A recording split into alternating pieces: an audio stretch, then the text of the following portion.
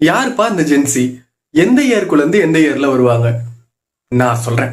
The greatest generation 1901ல இருந்து 1927ல பிறந்தவங்க. இவங்க வேர்ல்ட் வார் 2ல நேரடியா பார்ட்டிசிபேட் பண்ணுவாங்க. த சைலண்ட் ஜெனரேஷன் 1928ல இருந்து 1945க்குள்ள பிறந்தவங்க. வேர்ல்டு வார் 2 நடந்துகிட்டு இருக்க டைம்ல பிறந்து வளர்ந்தவங்க. அவங்க சைல்ட்ஹுட் ஃபுல்லா global war and economic crisis இருந்ததுனால இந்த பேரு. அடுத்ததா 1946ல இருந்து 1964க்குள்ள பிறந்தவங்கள பேபி பூமர்ஸ்னு சொல்லுவாங்க.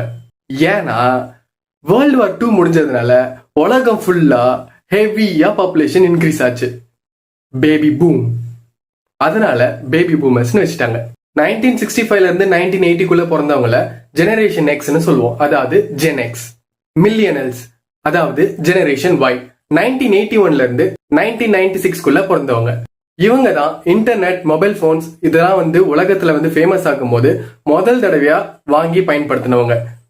அடுத்ததா ஜென்சி 1997ல இருந்து 2012க்குள்ள பிறந்தவங்கள ஜென்சின்னு சொல்லுவாங்க. இவங்கலாம் smart phones and social media டாமினன்ஸ்ல வளர்ந்தவங்க. ஜென் ஆல்பா 2013ல இருந்து 2024க்குள்ள பிறந்தவங்க.